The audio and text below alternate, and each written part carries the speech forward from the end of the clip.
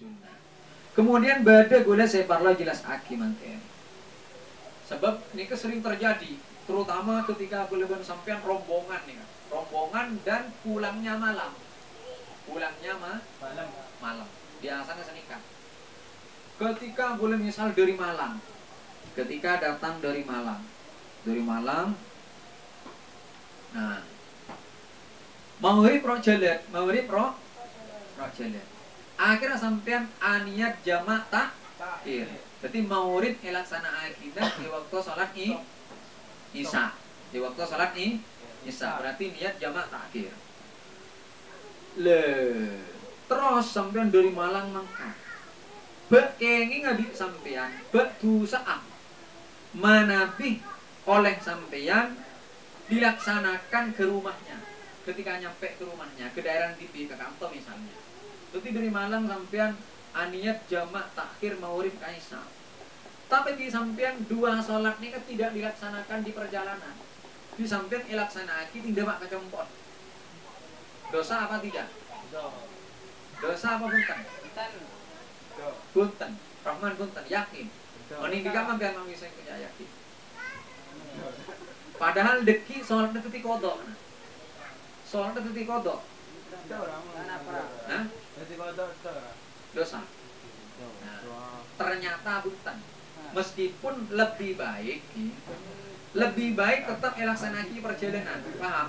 Tetap elaksanaki perjalanan itu sampean mulai dari Malang, kemudian Isya masuk, kemudian sampean depak misalnya ke masjid Bunten itu ya, nah, laksanakan di sana, jamak takhir di sana. Tapi jika saking sampean terus pleman kan, pasti laksanakin gak ditok. Maka sampean sholat sampean nikah, sholat maurib begini itu dianggap sebagai sholat tapi tidak dosa. Tadi tidak dosa. Dan tidak boleh dikosor kalau sudah nyampe ke rumah. Baik itu.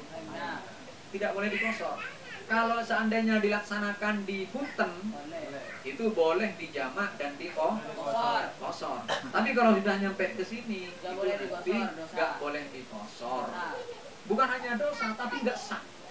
Kalau dikosor itu, tapi tidak dosa. Meskipun sholat mauribnya ini kan dianggap sebagai sholat qadha. Lihat ini kepada penjelasan kan, kantong. Ini kan mungkin seterakhir nih kan cerita bola biar sampean mantap. Ini ada keterangannya di dalam Qurratul Ain bi Fatawa Ismail Zain. Ismail Zain ini kan seorang ulama di Mekah nih, dan santri-santrinya banyak yang alim-alim. Salah satunya Kiai Barizi, Kiai Toifur, itu ngarang kitab banyak karangannya. Ini banyak.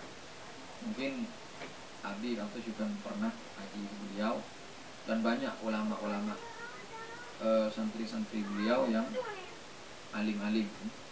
Nah, ini ada fatwa beliau. Ini saya bacakan yang terakhir. Niyatu ta'khiris salat al-ula ila waqti saniyah fi halati safar.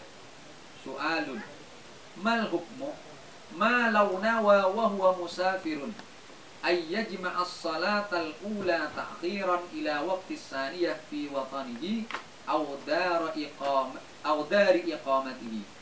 Fahal takunu as-salatul ula qada'an la ithma fihi idza fu'ilat fi waqti saniyah wa huwa mustaqirrun fi watanihi aw dari iqamatihi aw fihi ismun. Pertanyaannya sedikit intinya. Mun sampean sedang dalam perjalanan, terus sampean niat melakukan jamak takhir ke waktu sholat yang kedua di daerahnya sendiri. Di waton itu tempat, kalau waton itu mustautin itu, waton itu tempat menetap selamanya. Kalau darul iqamah mukim itu orang yang niat bertempat di situ 4 hari atau lebih. Misalnya kata nikah, ini kan orang Bondowoso. Nah, datang ke sini untuk mondok, ini kan. Tapi deki kan play mana? Maka ini namanya mukim, bukan mustautin, paham? Nah, ketika orang niat jamak takhir, Tapi terus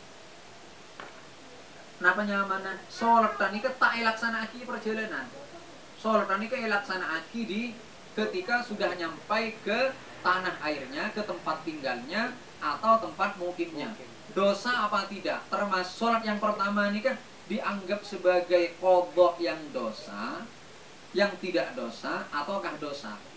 Maka dijawab oleh beliau, al-jawab annahu haitsu nawa fi halatis safar jam'at ta'khir qabla khuruji waqti shalat al-ula bitamamiha aw biqadri rak'atin ala khilafin fihi wa huwa mustajmi'un li syurutil jam'i fa hadha an-niyyatu tu'tabaru sahihatan mujawwizatan lit-ta'khir wa hina idzin fa inna fi'lal ula fi waqti tsaniyah qabla zawaliha li 'udhrin takunu adaan likauniha tabi'atan lithaniyati fil ada' lil 'udhri wa qad wujida ila tanamiha jami'an wa in fa'alaha fi waqti tsaniyah lakin ba'da zawalil 'udhri aw zala qabla faraghihima jami'an bi an tara'a 'alaihi nahwul iqamah sarat